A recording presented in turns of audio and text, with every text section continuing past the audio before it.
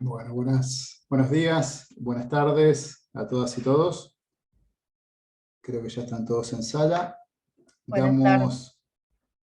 Damos inicio a una nueva conferencia magistral organizada desde la Secretaría General de la Asociación Interamericana de Defensorías Públicas, de AIDEF. El tema que nos convoca el día de hoy es la eficacia de las sentencias ambientales en Colombia, que está a cargo de la doctora Laura Santa Coloma Méndez.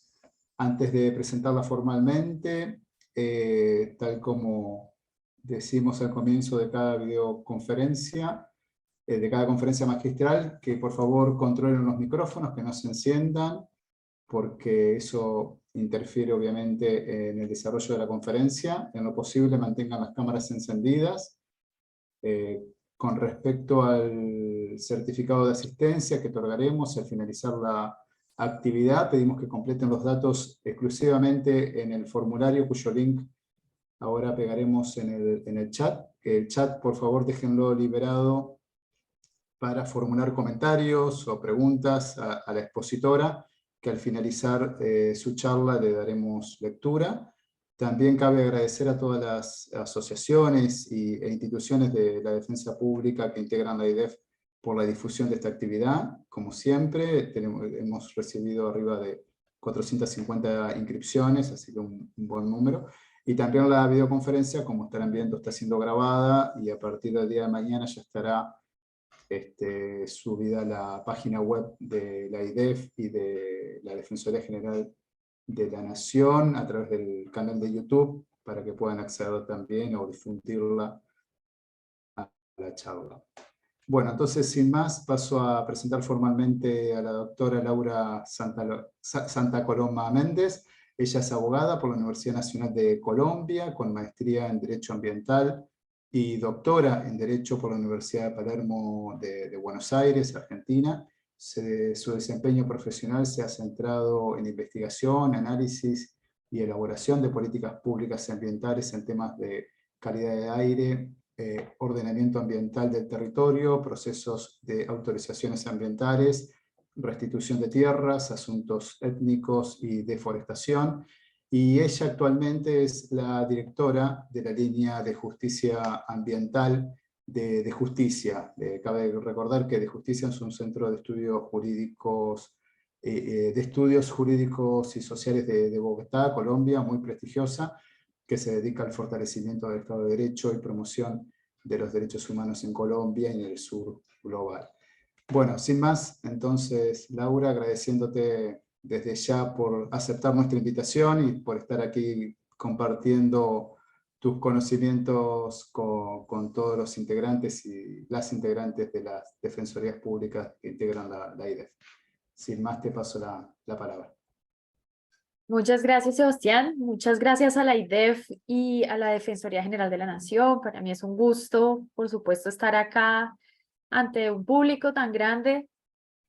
Soy muy contenta. Yo hoy quiero presentarles un par de casos, o mejor, a propósito de un par de casos, que tengamos una conversación sobre la eficacia de las sentencias en materia ambiental. Sobre todo, porque lo que yo he visto en Latinoamérica es que tenemos una confluencia que antes no era tan evidente, una confluencia que entrelaza los derechos ambientales con los derechos humanos. Y entonces yo siento, y lo que hemos discutido internamente, es que hay como una dinámica distinta a la que veníamos acostumbrados. Históricamente, la gestión ambiental iba por un lado y el derecho ambiental iba por otro. Perdón, y los derechos humanos iban por otro. Y entonces hoy lo que yo creo que está pasando es que cada vez se están acercando más, cada vez es más difícil separar un problema ambiental de los derechos humanos.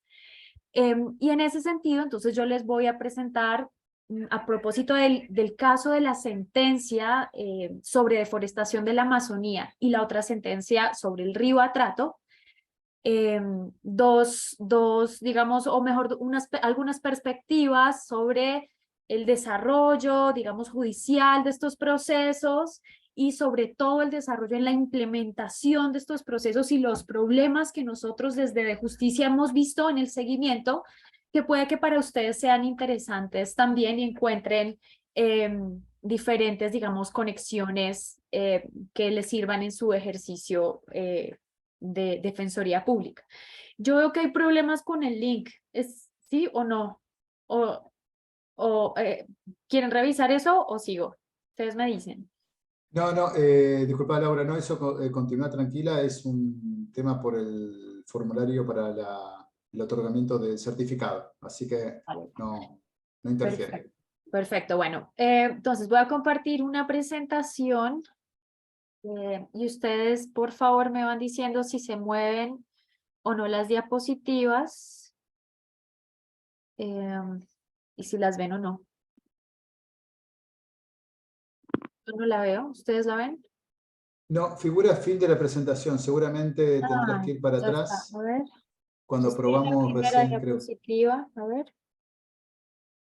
Ahí está. Se ve Ahora se ve. perfecto.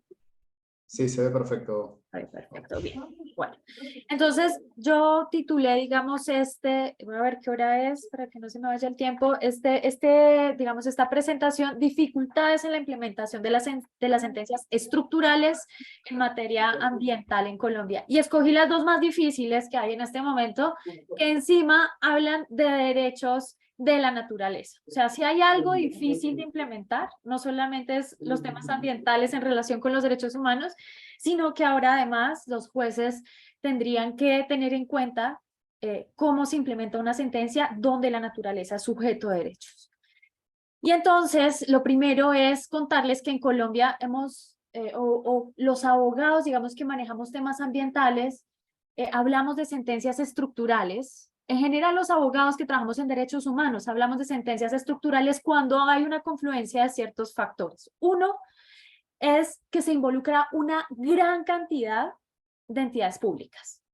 Y el otro es que se trabajan temas de derechos humanos. En Colombia, la primera sentencia que salió de ese tipo fue una sentencia en el 94 que era sobre el desplazamiento forzado que el conflicto armado estaba generando en Colombia. Esa sentencia, y para que se hagan una idea del problema que los jueces y la sociedad entera enfrenta, lleva 30 años de seguimiento. Desde el 94 hasta ahora, todavía la sentencia se mantiene vigente y en seguimiento judicial. Entonces, esto le da a uno una perspectiva de lo complejo que es lograr eficacia práctica de esas sentencias. Entonces, esa sentencia seguramente en unos eventos, en algunos sentidos, tiene avances muy importantes. En Colombia, esa sentencia de desplazamiento, por ejemplo, ha cambiado estructuralmente la visión de los desplazados y las víctimas en el país en estos 30 años. Con lo cual tiene un efecto simbólico muy profundo, pero también tiene unos efectos prácticos muy profundos, y es que a propósito de esa sentencia se desarrolló todo un marco normativo para las víctimas. Y eso es muy interesante, pero eso también tiene muchos problemas, como estar con una sentencia que es básicamente una política pública hecha por un juez y que lleva 30 años de seguimiento y aplicación y todavía, digamos, se mantiene vigente porque no se han logrado los efectos. Entonces, como les contaba, les voy a presentar, digamos, los dos casos. Río Atrato, que es la primera sentencia, una sentencia de la Corte Constitucional en Colombia. Colombia tiene, uno diría que en este momento, 3 cortes, digamos 4 cortes, 4 altas cortes: la Corte Constitucional, que resuelve asuntos constitucionales; la Corte Suprema de Justicia, que resuelve asuntos ordinarios, laborales, civiles, penales; y la Corte y el Consejo de Estado, que resuelve los asuntos contencioso-administrativos; y por último, y más reciente y transitoria, está la Justicia Especial para la Paz, a propósito del conflicto armado. Creo que en Colombia no hay un asunto territorial relacionado con el territorio que no esté mediado por el conflicto armado. Y por lo mismo, la institucionalidad, digamos, tiene un montón de matices que seguramente en sus diferentes países no tendrán, pero que yo creo que les puede resultar interesante para ver, digamos, la cantidad de planes, proyectos, programas, instituciones y la complejidad de resolver estos asuntos en territorios donde hay conflicto armado. Entonces, el primer capítulo, la primera parte, digamos, es esta sentencia sobre el Río Atrato. Entonces, resulta que acá hay una acción que se llama la acción popular, que por ejemplo en Argentina, si mal no estoy, es el amparo colectivo, y yo creo que en otros países también es amparo colectivo. Si no es en otros países, se los quedo debiendo porque solo me sé esos dos sinónimos. Y a propósito de ese amparo colectivo, las comunidades de la cuenca del río Atrato, que les voy a mostrar cómo es el río Atrato. Entonces miren, acá está Colombia y acá queda el río Atrato, al lado del Pacífico, al ladito de Panamá. Las comunidades que están al lado del río Atrato han interpuesto por lo menos 4 acciones populares históricamente para que el Estado haga algo con el grado de contaminación de uno de los ríos además más importantes del país. ¿Por qué es uno de los más importantes del país? En esta zona, por ejemplo, se encuentra uno de los puntos rojos de biodiversidad del mundo, pero además es una selva densa, se llama el tapón del Darién, que llega contra Panamá. Entonces no hay carreteras. Ustedes han visto que no se conecta la Panamericana, digamos que viene del norte con el sur, porque es un tapón de biodiversidad. Pero resulta que está altísimamente contaminado por la minería ilegal y por los desechos de la tala indiscriminada de esa selva. Entonces, 4 acciones populares, todas falladas a favor de las comunidades afrodescendientes y comunidades indígenas, pueblos indígenas. Ustedes aquí ven, estas son las comunidades amarillo, comunidades indígenas, como, no sé, Borgoña, qué sé yo, ese color, de comunidades afrodescendientes. La mayor cantidad de asentamientos en esa zona son comunidades o afrodescendientes o indígenas, lo que hace que además haya una protección constitucional especial, ¿no? Digamos, a la luz del convenio de la OIT y demás, un Estado multicultural, Colombia debería prestar más atención, pero lo cierto es que eso no ha pasado. Entonces, ¿qué pasa en esa sentencia? Vienen las comunidades indígenas y afrodescendientes e interponen una acción de tutela.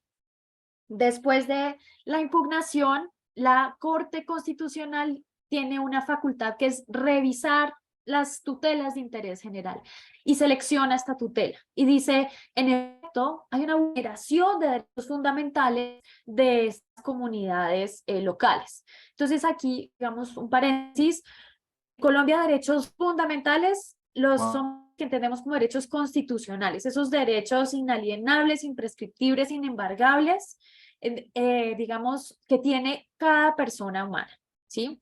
Que también pueden ser derechos humanos, pero, digamos, los derechos humanos se entienden más asociados a los tratados internacionales y los derechos fundamentales más asociados a la constitución política y al desarrollo de la Corte Constitucional en la materia.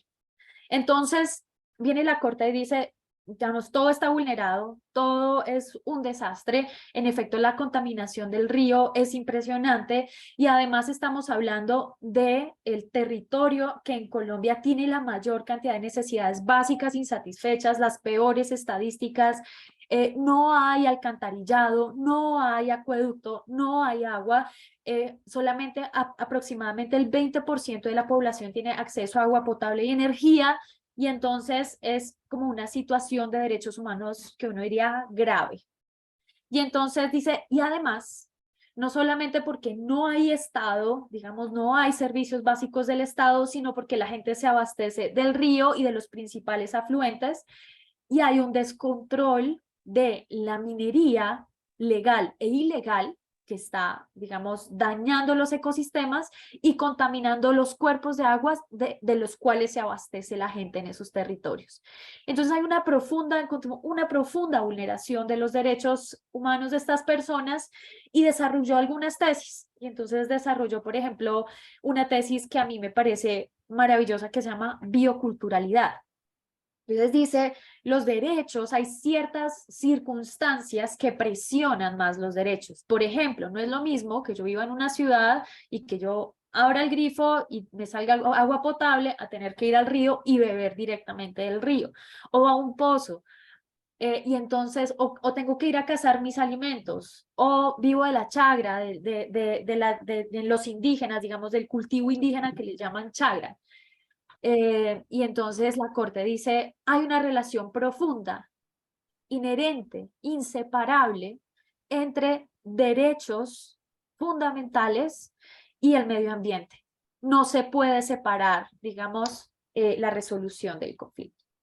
Y entonces, ahí en esa sentencia, entre muchas otras cosas, se pronuncia sobre la bioculturalidad, pero además, por alguna razón que yo todavía no entiendo, da un triple salto mortal y reconoce al atrato como sujeto de derechos. Y entonces, sin un vínculo como muy aparente entre bioculturalidad y ecocentrismo, termina reconociendo al río Atrato como sujeto de derechos y no dando muchas pistas sobre qué significa esto. Y entonces el río Atrato hoy es sujeto de derechos a la protección, a la conservación, al mantenimiento y la restauración a cargo del Estado y las comunidades étnicas. Y entonces ahí esto ha generado una serie de problemas estructurales enormes. Hoy en día, el estado, digamos, de avance de la sentencia es muy pobre. Hay un plan de acción, pero el plan de acción dice que el río se descontaminará más o menos en unos, creo que eran unos 30 años, en un escenario muy optimista. Lo que ha seguido pasando es que la minería ilegal se mantiene, la minería ilegal está mediada y entonces ustedes se imaginarán que en Colombia tenemos unos fenómenos de economías ilegales enormes. Entonces, la minería ilegal, por ejemplo, ahora ha cogido una gran fuerza porque el precio de la hoja de coca en Colombia bajó. Y entonces todas las economías están ligadas. Es como un gran portafolio, digamos, de economías, ¿no? Y de negocios, digamos, ilegales. Entonces, tienen la hoja de coca, tienen la transformación de la hoja de coca, pero también está la minería ilegal de oro, porque en esta zona el oro, digamos, hay una gran riqueza de oro, pero también entonces está la tala de árboles y está el acaparamiento de tierras, y entonces hay un montón está el tráfico con personas, y entonces todas estas economías, cuando baja una, suben las otras, ¿sí? Y eso es lo que está pasando. Y entonces en este momento hay un recrudecimiento, si se quiere, de la explotación de oro. Y eso ha pasado porque la hoja de coca ha caído como nunca antes en la historia, en su precio, digamos, de los mercados ilícitos, porque se supone que hay una sobreproducción, porque además está compitiendo con el fentanilo, bueno, en fin, hay una cantidad de factores externos que han generado eso. Y entonces, hoy en día, digamos, uno podría decir que el fallo no ha sido eficaz. Hay muchas reuniones, pero digamos, además hay otra circunstancia adicional y es que la Corte Constitucional también le cargó esa responsabilidad a las comunidades étnicas. Y para que éstas fueran representadas, entonces nombró una comisión de guardianes del río. Y la comisión de guardianes del río está absolutamente desbordada, porque es un proceso donde intervienen más de 50 entidades públicas, pero sobre todo es un territorio fuertemente afectado por el conflicto armado. Tiene presencia de, yo creo que más de 10 grupos al margen de la ley, específicamente pues los más grandes, por ejemplo, serían ahora se llaman dizque las autodefensas gaitanistas, que antes eran los mismos paramilitares, pero también las disidencias de las FARC, pero también el ELN, en fin, es una zona además muy fuertemente afectada por el conflicto armado. Entonces, digamos que la situación no ha cambiado y la situación es muy apremiante en esa zona. Bueno, voy a pasar a la sentencia. Estas son algunas órdenes del río, pues que el juez, digamos, decidió que debían ser las apropiadas para recuperar el río.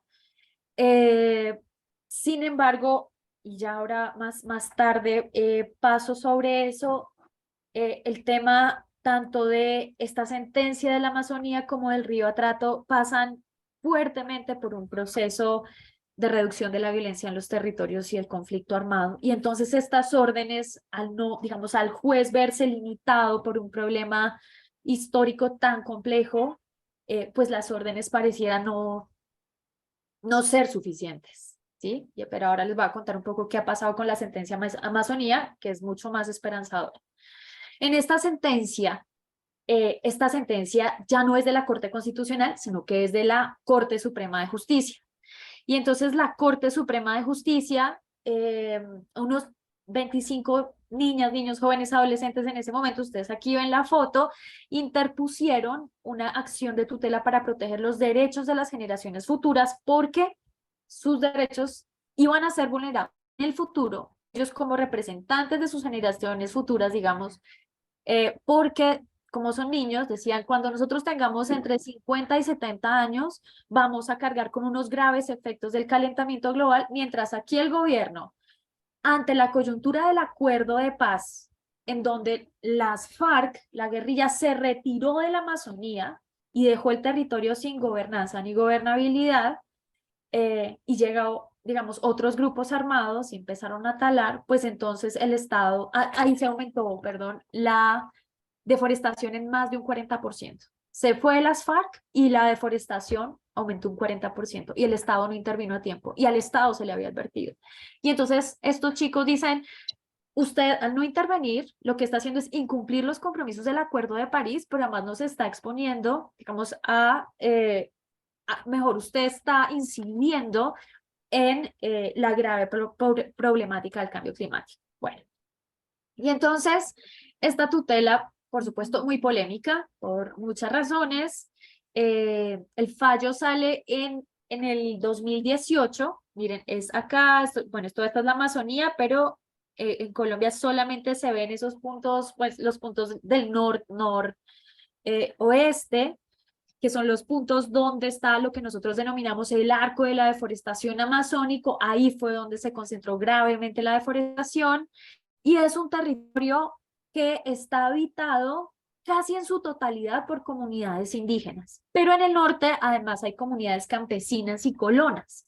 Y entonces esas comunidades campesinas y colonas han sido víctimas del desplazamiento forzado de otros procesos, digamos, históricos en el país, ¿no? Nosotros tuvimos procesos de desplazamiento por cauchería, por la guerra entre los liberales y los conservadores, en fin, o sea, ha sido un país fuertemente marcado por el conflicto armado. Y entonces, el juez en este caso dijo también, sí, me parece importante, creo que la acción de tutela, o sea, el amparo individual es un medio idóneo para proteger los derechos de estas generaciones futuras y entonces, en efecto, concede la tutela y de nuevo triple salto mortal y declara la Amazonía como sujeto de derechos. Así, como muy en general, y entonces tiene los mismos derechos del río Atrato. Y entonces uno empieza a decir, bueno, entonces son todos los ecosistemas, son algunos, son los que el juez declare.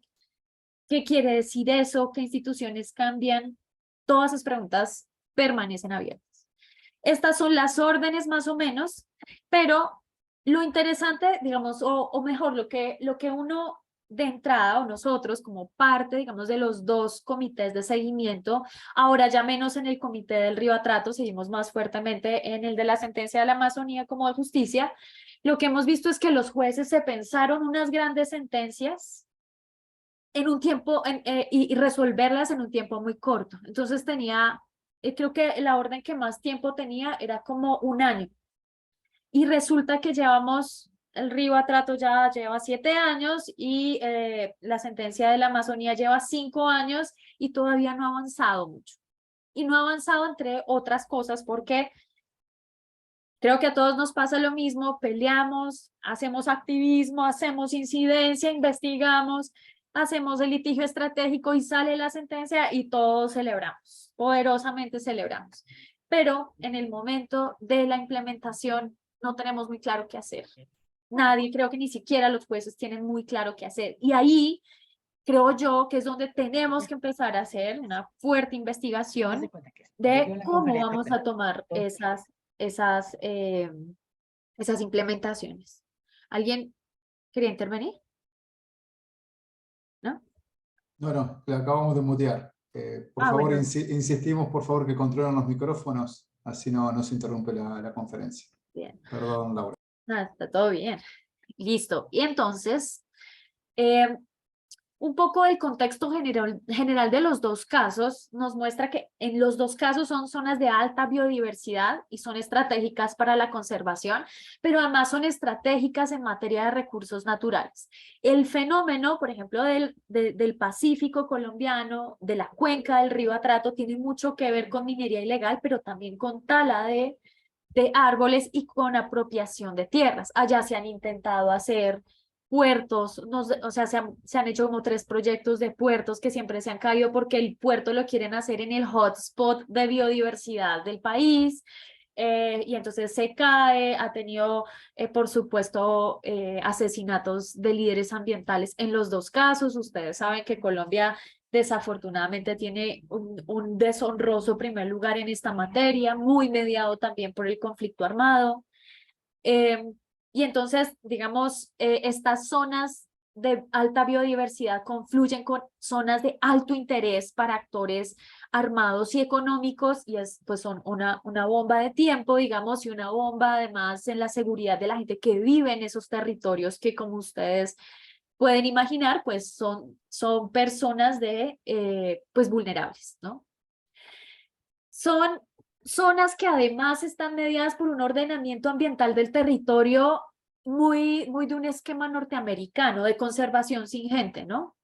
Como los parques allá que no vive nadie, entonces aquí también se trató de hacer lo mismo con las áreas de reserva forestal y con los parques nacionales naturales, y lo cierto es que en esas áreas vive gente, viven indígenas, viven comunidades afrodescendientes, viven campesinos, y digamos, ¿qué pasa con esas personas? ¿Cuál es la propuesta, digamos, del Estado si no las quieren esos territorios? El Estado está en la capacidad de cargar lo que significa trasladar a una gran población del país para conservar esas áreas, o acaso la aproximación debería ser una construcción de política pública pues con la gente que ha habitado esos territorios ancestralmente, digamos, en el caso de los indígenas tradicionalmente, en el caso de las comunidades afro, o incluso de hace 30 o 40 años en el caso de las comunidades campesinas que han llegado a esa zona norte de la selva amazónica.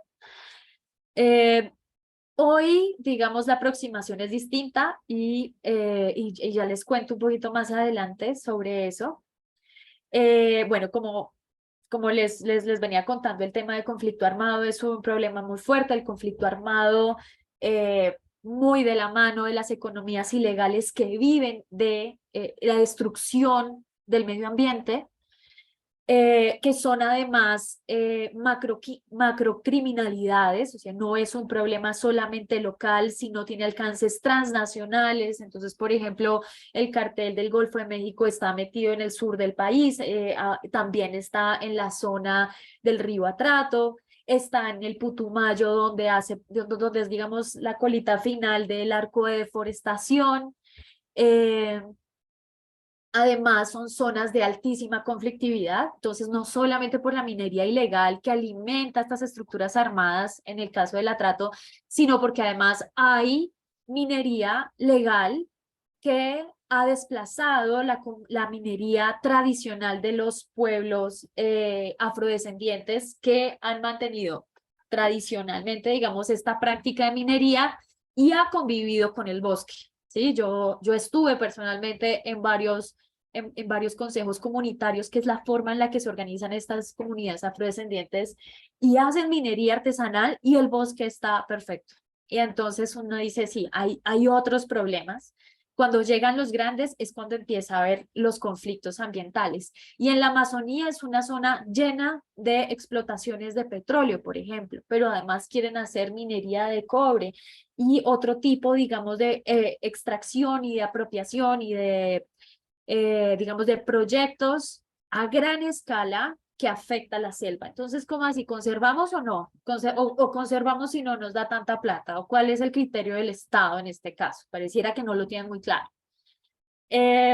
Después, con todo esto, por supuesto, viene la captura corporativa y la corrupción, los intereses que se mezclan en un contexto que yo diría latinoamericano de anomia, en donde las normas ambientales tienen, y las normas en general tienen serios problemas, digamos, de aceptación social.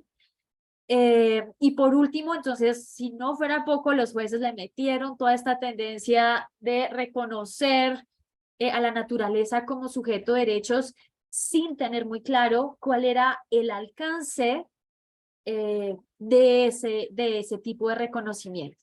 ¿Cómo se hacen efectivos? ¿Qué instituciones intervienen? ¿Cuáles competencias institucionales cambian? todavía eso no lo sabemos. Y entonces yo, ¿por qué les...? Bueno, entonces miren un poco aquí, esta fue la tendencia en Colombia. Yo creo que de los países de más activismo judicial en el tema, pues fue Colombia. Entonces miren aquí 2016 Río Atrato, 2018 Amazonía, y arrancaron como si no hubiera un mañana. En el 2018 Páramo de Pisba, 2019 4 ríos, 2020 3 parques nacionales naturales que ya eran parques nacionales naturales, y entonces uno dice, o sea, ¿cómo juega eso? ¿Cuál es la protección adicional? 2021 Río Fortalecillas, y el último al que yo tuve conocimiento era un proyecto de ley que se iba a presentar en la legislatura pasada, del año pasado, y no pasó. Y yo creo que los jueces se asustaron y dejaron ahí, digamos, de meterse con el tema de los derechos de la naturaleza, porque lo cierto es que en Colombia, y yo entiendo que en otros países es distinta la situación, pero en Colombia no ha tenido eficacia práctica.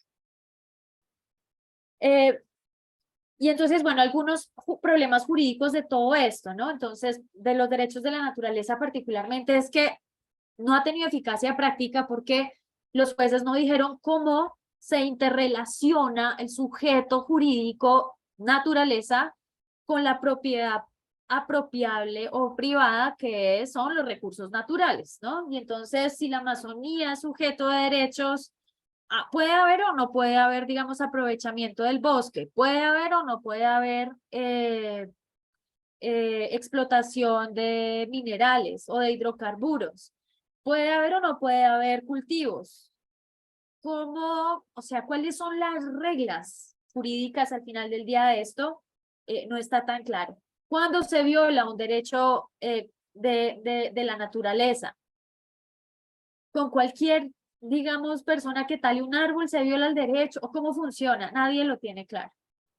Son decisiones antropocéntricas, si a mí me lo preguntan, con pretensiones biocéntricas. ¿Por qué? Porque en los dos casos, y en general en todos los casos, para utilizar las acciones disponibles dentro del ordenamiento jurídico colombiano, se ha argumentado que hay una vulneración de derechos o individuales o colectivos de las personas. Y son los jueces los que terminan pidiendo y resolviendo a propósito del reconocimiento de derechos de la naturaleza. Y entonces lo que están haciendo además es que terminan separando nuevamente al ser humano de la naturaleza. O sea, miren para la paradoja, por ejemplo, en Colombia los animales no son sujetos de derecho, pero la Amazonía sí, pero pero la cuenca del río Atrato sí, y entonces eso que, ¿cómo, digamos, cómo funciona eso? Es muy raro cuando uno tiene que resolver casos muy en concreto. Y además esta separación entre hombre y naturaleza, digamos, lo que mantiene, lo que genera es que se mantenga esa idea de resolver los casos de daño ambiental por un lado y los temas de derechos humanos por el otro.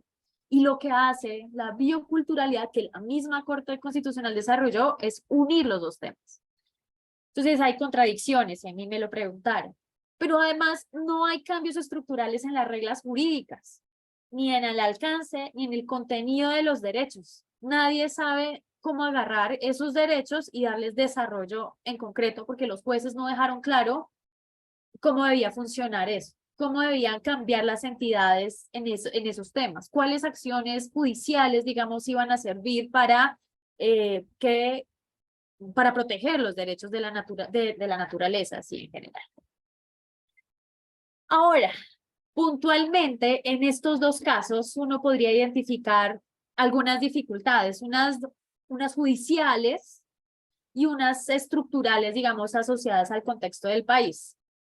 Entonces, unas judiciales, uno arrancaría, por supuesto, por esta complejidad normativa que les estoy describiendo. Al principio, yo creo que se perdió mucho tiempo discutiendo los efectos de los derechos, de la naturaleza y demás, y eso cómo se iba a aplicar y demás. Y, por ejemplo, no se le gastó mucho tiempo en pensarse cómo iba a ser el PIVAC o qué era lo que estaba o cómo funcionaba el Estado en los territorios. Y entonces los jueces por eso no supieron cuánto tiempo se demoraba más o menos la implementación de una orden. Una sola orden puede tardar 10 años, 20 años, 30 años. Eso no lo tenían los jueces en la cabeza en el momento de hacer, digamos, el fallo judicial, y yo creo que eso es una deuda que la academia, digamos que la academia tiene en señalar cómo abordar un litigio estructural, o sea, investigar sobre cómo abordamos un litigio estructural para que tenga eficacia, porque muy linda la sentencia, muchas gracias de verdad por el esfuerzo investigativo del juez, por pensarse más o menos cómo resolver este tema, pero lo cierto es que hay problemas muy estructurales que ni siquiera los mismos jueces alcanzaron a ver, como esto. En el caso de la Amazonía, más de 100 entidades vinculadas. ¿Cómo coordinar más de 100 entidades vinculadas a propósito de un solo fallo judicial? Y entonces, todo esto asociado además al conflicto armado, ¿no? A todo ese entramado del conflicto armado que si no se resuelve, probablemente no se resuelva el tema de daño ambiental. Hay otro problema y por eso por ahí arranqué, y es la duración. ¿Ustedes me están escuchando bien? Aquí se está rompiendo el cielo, ¿sí? Ah, bueno. Sí, perfecto. Perdón, gracias. Entonces, y arranco por el otro, y por eso arranqué en su momento, en esta conferencia con el tema de la sentencia de desplazamiento forzado, porque son 30 años de seguimiento. Y a esas sentencias, yo creo que ustedes saben que se vincula a la sociedad civil, se vinculan a las entidades públicas, pero la sociedad civil se desgasta, los territorios se desgastan. La gente no cree que las sentencias puedan funcionar para algo, o creen que las sentencias más bien son un enemigo, como pasa aquí en el caso de la sentencia de la Amazonía. En el caso de la Amazonía nos pasó que con la sentencia, o a propósito de la sentencia mejor, y esto es algo como que a mí me parece interesante. Un juez de alta corte emite un fallo y emite unas órdenes. Y entonces, después le dice al juez de seguimiento, que es el que tenía el caso, la causa, digamos, anterior, o el caso anterior en el nivel inferior, digamos, que sea el juez de seguimiento. Y entonces ese juez de seguimiento dice, uy, sí, son esas órdenes, muy bien, pero yo lo que voy a hacer es que las voy a reinterpretar porque no parece tan fácil de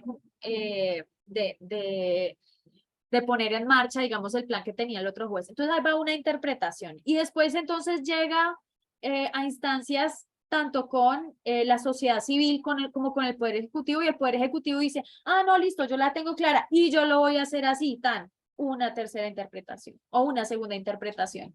Pero la sociedad civil dice, no, eso no es lo que dice el juez. Y entonces entra un conflicto entre sociedad civil y lo que está entendiendo el Poder Ejecutivo, qué es lo que tiene que hacer. Y entonces, ¿quién resuelve eso? Y entonces hay como metainterpretaciones, digamos, en el desarrollo de esa sentencia. Y es un proceso difícil, muy difícil de resolver. Entonces hay, por supuesto, incertidumbre en el seguimiento para dónde va y el consecuente desgaste.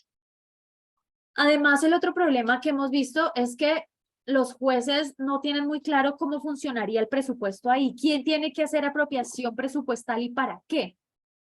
Pero además tampoco hay mucha claridad de cómo manejar la información, los volúmenes ingentes, casi groseros de información que se generan en estos procesos y comunicárselos a la gente. Yo creo que ustedes como defensores saben lo que es meterse en un expediente judicial donde más de 100 entidades le están reportando a una o dos veces al año como en una lista de mercado de cosas que ni siquiera tienen que ver con los procesos, y así se ahoga la sociedad civil, porque la sociedad civil al final del día tiene que entender todo lo que está pasando para poder ubicar su rol y poder dar las luchas que quiere dar para que la sentencia vaya en la dirección correcta. Y entonces eso lo que genera es una interpretación muy amplia. Nosotros con el gobierno pasado tuvimos muchos problemas con la sentencia de la Amazonía, que es donde, como les contaba, tenemos más presencia. Y esto porque el gobierno pasado entendió que la solución a la deforestación era la militarización de esas zonas. Y con la militarización y con la ausencia de un enfoque territorial y de derechos humanos que la propició la misma sentencia, hay que decirlo, la sentencia de la Amazonía, por ejemplo, ni siquiera mencionó a los indígenas, que son los habitantes ancestrales y por mucho, digamos, por mucha cantidad en esos territorios. Entonces el gobierno pasado, el gobierno de Iván Duque, lo que hizo fue unas operaciones militares que se llamaban Artemis. Esas operaciones militares terminaron en graves denuncias de violaciones de derechos humanos, donde incluso hubo campesinos muertos, de desplazamiento de campesinos vulnerables que llevan mucho tiempo habitando esas zonas y de un momento para otro llegó el gobierno con los militares a sacarlos. Eso es grave. Eso es grave y a propósito de eso, este año, digamos, ha cambiado un poco la situación, pero entonces, de nuevo, otra complejidad de los procesos, cambio el gobierno.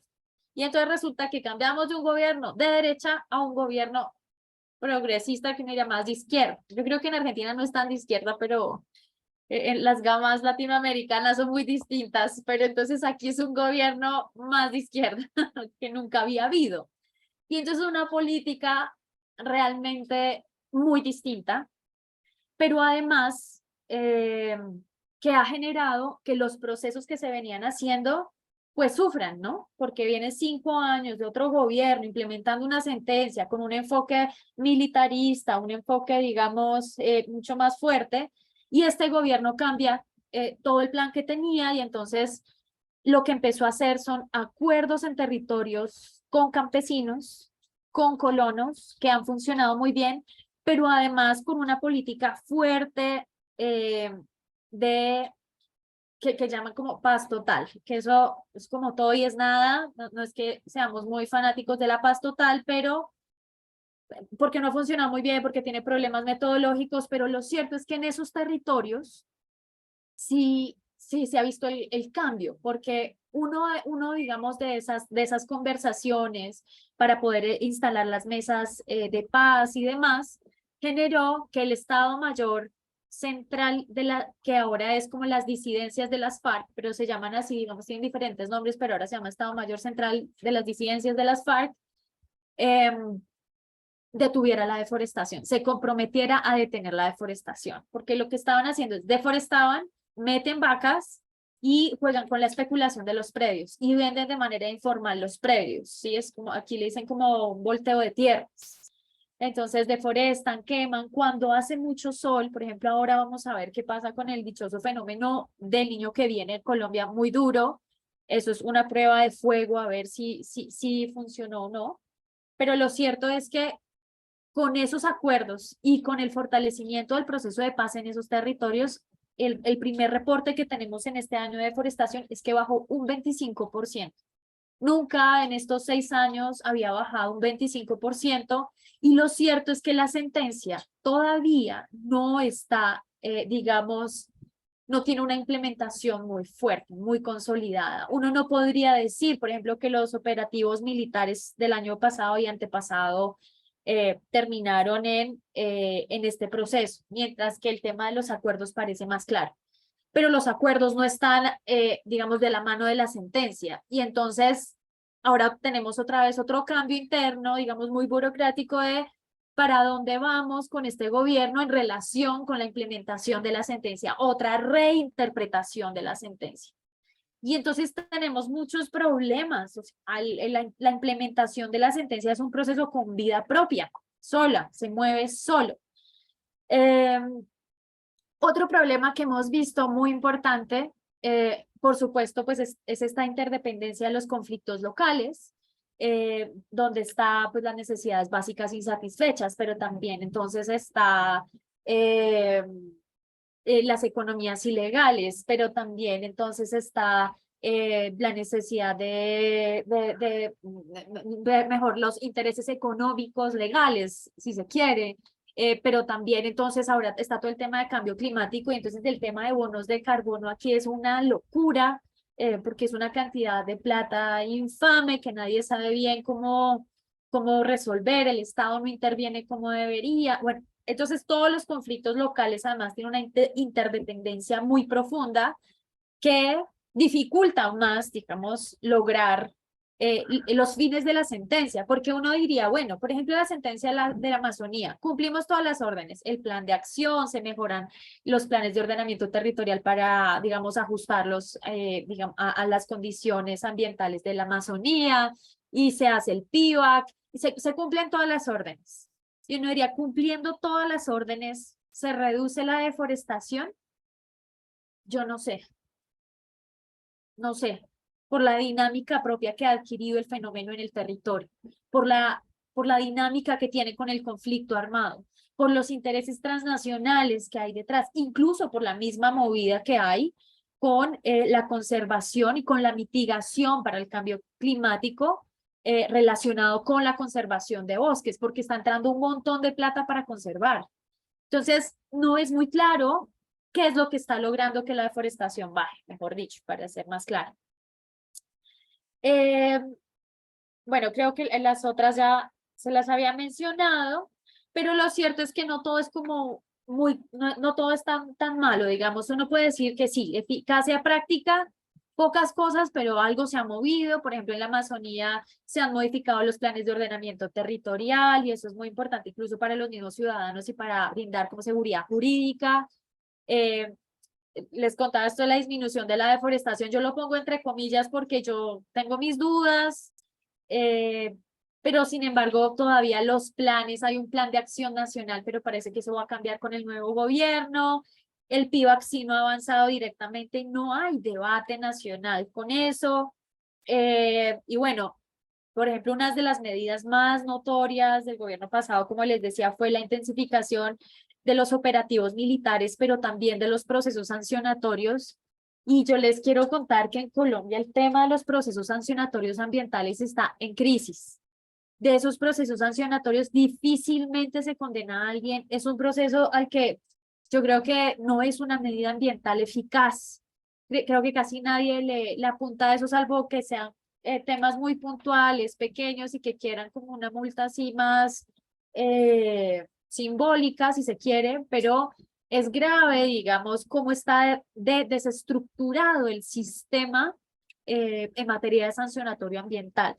En el río Atrato, en ese caso, pues entonces ahí ha habido unos efectos interesantes como la discusión sobre la minería legal en la región, cómo debe ser, cómo se está planificando, cómo vincular a las comunidades, cómo mejorar, y eso es un debate que tiene una eficacia práctica importante.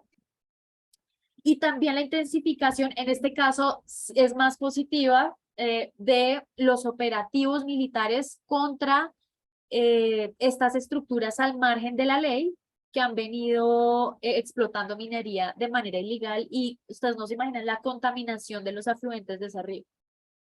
Y por el otro lado, yo sí creo que pese a todos los problemas graves que tienen estas sentencias, hay unos efectos simbólicos muy poderosos. Por ejemplo, yo creo que el debate de la deforestación en la Amazonía sin duda no sería lo que es hoy en el país si no se hubiera emitido esa sentencia. Además, a propósito de esa sentencia, se ha generado una ola de investigación en la Amazonía. ¿Qué es lo que pasa con la conservación en la Amazonía? Y eso ha generado además también la visibilización de datos, de los programas, de la plata que se está metiendo en la Amazonía y qué es lo que está pasando y por qué nada cambia. Y también pues se han adoptado diferentes estrategias, lo que les contaba. Entonces Colombia tiene dos políticas antideforestación, tiene el plan de acción, hay un montón de proyectos de cooperación internacional que tienen aplicación en el territorio amazónico, pero al final del día todo esto está muy disperso, ¿sí? Y entonces, ¿qué hacemos? Yo creo que ahí hay problemas todavía que resolver porque es muy claro cómo se está articulando el Estado con la plata que está entrando de afuera, con las necesidades locales. Y en el caso del río Atrato, pues está la instalación del debate también en la opinión pública, pero yo siento que ese ha decaído. Y yo creo que históricamente Colombia tiene una deuda grande con el Pacífico, yo creo que sí hay un racismo histórico que afecta principalmente esa zona del Pacífico, las costas pacíficas y las costas del Caribe colombiano son las zonas donde más se asientan comunidades afrodescendientes en el país. y son las zonas, digamos, que coinciden con la mayor pobreza en el país. Y bueno, también algo que me parece muy interesante es que tanto en el caso de la Amazonía, no hay, digamos, una fuerza local que apoye la sentencia, ¿sí? O sea, no es como los campesinos de la región, los indígenas de la región pidiendo que se implemente la sentencia, sino que son más organizaciones de la sociedad civil interesadas como más científicas. Eh, a diferencia de lo que pasa en el Río Atrato, en donde ahí sí son las comunidades locales, los líderes comunitarios los que están empujando esa sentencia, que me parece un fenómeno muy interesante porque la Amazonía tiene un avance mucho más, digamos, estructural que la sentencia del Río Atrato. Por lo menos, digamos, metodológicamente hablando. Y entonces yo quería como lanzar ahí unas preguntas al aire, yo no las tengo resueltas, pero les quiero contar algunas, no sé, como algunas especulaciones mías sobre el tema, porque uno dirá, bueno, ante todo este nivel de complejidad, ¿deben los jueces resolver este tipo de casos de manera así tan integral? ¿O cómo deberían aproximarse los jueces? Yo eso no lo tengo muy resuelto. Yo creo que como un órgano contramayoritario, los jueces tienen una gran responsabilidad y además tienen que tener muy claras pues la separación de poderes, pero ante un poder ejecutivo que no se mueve, que deja las situaciones como ir al nivel que las han dejado ir, digamos, en Colombia, ¿cómo no intervenir?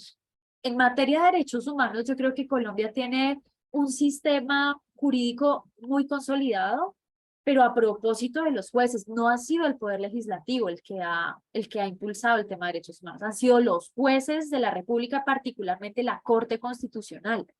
Nosotros sin Corte Constitucional no tendríamos el nivel, por lo menos, de apoyo en las normas que tenemos hoy en día. No tendríamos con qué pelear nosotros como organizaciones de la sociedad civil que nos dedicamos al activismo y al litigio estratégico. Entonces yo creo que sí, pero ¿cómo deben aproximarse? Es una pregunta que yo creo que la academia debería ayudar a responder. Yo no tengo como una pregunta, no una respuesta única.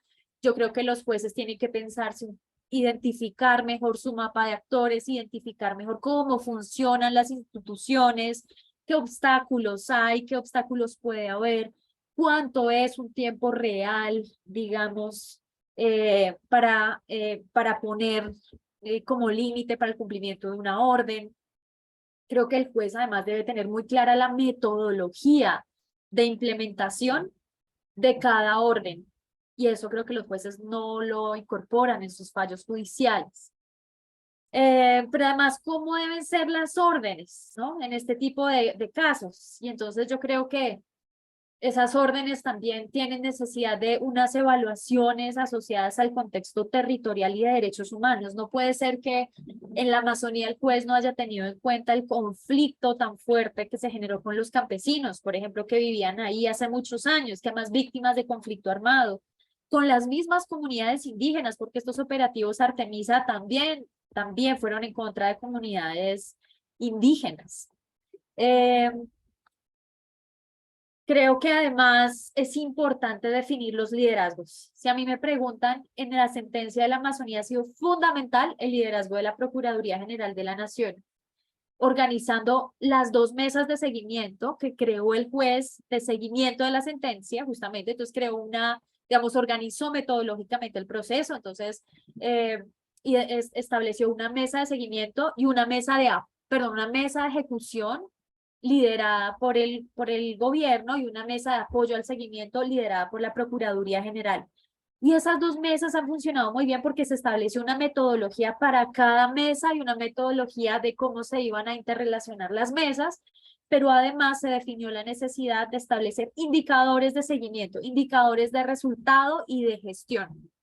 Y eso ha sido fundamental, digamos, para poder organizar al menos cómo todas estas entidades, las más de 100 entidades, van a empezar a reportar lo que sí, digamos, hace parte del proceso de la sentencia y no como todo lo que querían meter de relleno que estaba pasando con los otros informes. Entonces le mandaban a uno 400 folios para leérselos en 8 días. ¿Sí? Entonces yo creo que eso es un proceso muy interesante.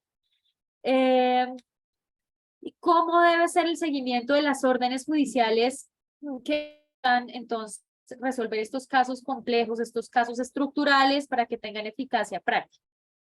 Entonces yo me atrevería a decir que la metodología es fundamental, que debe haber medición de las órdenes, que esas órdenes, digamos, tienen que resultar en que se pueda medir la relación entre las órdenes y el objetivo, que en este caso de la Amazonía, por ejemplo, era la deforestación, reducir la deforestación, o la tasa de deforestación, o detener, en realidad, era la meta. En el caso de la Amazonía es descontaminar el río Atrato y mejorar los derechos de las comunidades aledañas. ¿Cuál es la relación entonces en términos de medición o cómo se va a medir objetivamente esa relación? Esa es una pregunta muy, muy importante. ¿Cuál es el presupuesto? ¿De dónde se va a sacar el presupuesto? ¿Qué entidades tienen que financiar? ¿Cuáles están desfinanciadas? Cuando hay desfinanciamiento, ¿quién entra a suplir esas necesidades? ¿Tiene la capacidad del Estado de financiar todo esto? Además, como les decía, que son procesos que tienen vida propia, digamos, creo que debe ser, la implementación tiene que ser un proceso flexible, que se pueda ir acomodando, digamos, al desarrollo de esas dinámicas territoriales. Por supuesto, tiene que haber quien apoye el seguimiento. Un solo juez, un juez de seguimiento, pues tiene una capacidad muy limitada de gestión, entonces necesita de más entidades del Estado y, por supuesto, de las organizaciones de la sociedad civil para fortalecer esa implementación. Ahora, la sociedad civil, ¿cómo debería apoyar? ¿Hasta cuándo debería apoyar? ¿Qué pasa si la sociedad civil ya no puede más? ¿Sí? En estos casos han ido y venido diferentes organizaciones dentro de las instancias de apoyo al seguimiento. Y es un problema porque se va perdiendo gente experta y gente que entiende el problema, y eso no se puede reemplazar así de fácil. Otro grave problema que nosotros vemos es que no hay acceso a la información pública en etapa de implementación de la sentencia. Muchos de los informes, de las discusiones, de los avances quedan en estas dos instancias, tanto en la de ejecución como en la de seguimiento. Pero ¿dónde está la información que la gente que no es experta, que vive en los territorios, pues puede consultar para ver cómo incide o quiere informarse de lo que está pasando? Esa información no está. Y la información que está es altísimamente técnico-científica, o sea, no la entiende sino un experto ambiental, un experto en física, química, un experto casi que en astronomía para poder entender esa información que está ahí. Y entonces, ¿de qué estamos hablando cuando hablamos de acceso a la información pública ambiental? Ya tenemos el acuerdo de Escazú, y antes en Colombia además teníamos un montón de normas ya que nos decían cómo debe presentarse la información, y esa información todavía no está presentada en formato que la gente la entienda.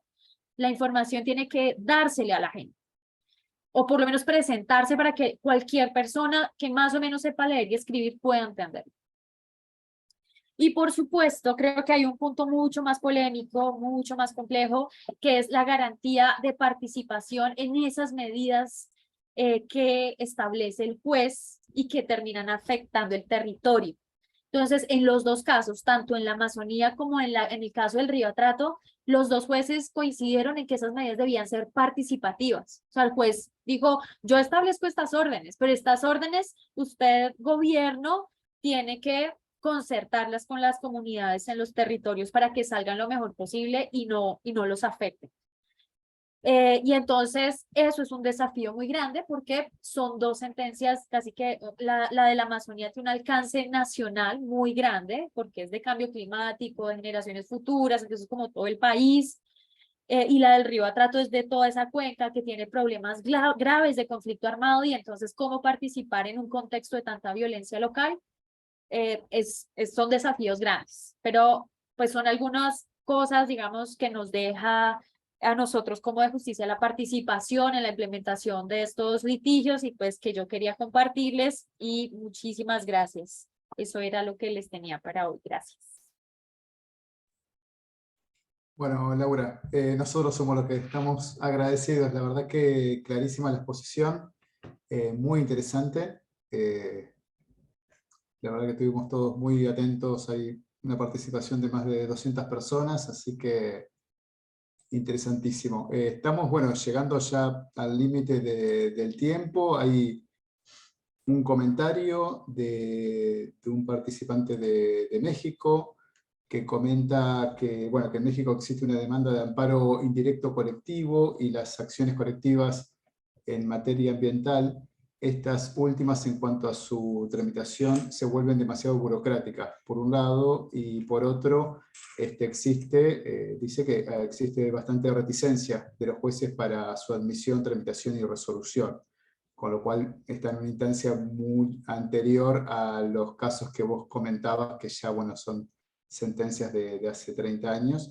Y bueno, y otro comentario que agrego yo, acá en Argentina también tenemos una sentencia de la Corte Suprema de Justicia, que es el Tribunal Superior Nacional, y vinculada también al saneamiento del río Matanza Riachuelo, que es el río que divide la ciudad de Buenos Aires, es algo que tenemos muy cerca aquí, al sur de la ciudad de Buenos Aires, que divide la ciudad con la provincia de Buenos Aires, y donde se concentra la mayor población de Argentina, y ha generado una contaminación de hace años, y bueno, esta sentencia tiene 15 años, y está también implementándose, muy de granito de arena a granito de arena, y nosotros acá en la Defensoría General tenemos un programa que justamente trabaja con otras organizaciones a partir de esta sentencia de la Corte Suprema, para, por un lado, la sentencia, entre otros objetivos, ha dictado el saneamiento de la cuenca, pero también la relocalización de las poblaciones que son, obviamente,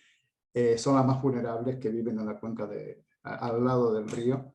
Pero bueno, es un caso muy parecido al que contaste del río Atrato, con contextos totalmente distintos, pero con consecuencias muy parecidas, ¿no? O sea, las víctimas de esa contaminación terminan siendo siempre los más vulnerables, y el saneamiento es muy lento, digamos, de todo el tratamiento. Pero bueno, esos dos comentarios. Así que bueno, con esto terminamos. Agradecerte nuevamente por tu tiempo, por la claridad de tu exposición. La verdad es que es un tema aparte en boga completamente, que las defensorías públicas tienen muchísimo interés, así que también estamos trabajando desde AIDEF en la opinión consultiva, vinculada también a derechos ambientales, que vamos a presentar en agosto una opinión por parte de AIDEF, así que es un tema que está muy candente en nuestro ámbito. Bueno, sin más, entonces concluimos aquí. Te paso la palabra, ahí veo que liberaste el micrófono. Sí, muchas gracias. Quería darles las gracias, disculparme porque me pasé un poco del tiempo, pero yo les dejo mi correo electrónico para que me escriban de verdad, lo que se les ocurra. Yo les paso la presentación, las sentencias, podemos seguir compartiendo experiencias. Total, digamos, interesa además en conocer, pues, las situaciones de sus países también. Y bueno, muchísimas gracias por el espacio de hoy. De verdad, muy agradecido. Bueno, no, de nada, y vuelvo a decirte que los agradecemos, nosotros estamos muy agradecidos también por tenerte aquí. Tomamos nota así de tu correo, que ya lo tenemos también nosotros, y también podemos contactarte con este equipo que te comentaba de acá de la Defensoría. Bueno, mencionamos solamente un caso de México, un caso de Argentina, pero seguramente en otros países debe haber situaciones muy parecidas también a la colombiana que bien nos relataste. Bueno, entonces, sin más, concluimos aquí, y también agradecerles a todas y todos aquí presentes por mantener su participación hasta ahora, así que eso. Nos vemos la próxima. Muchas Rosito, gracias. gracias a todos.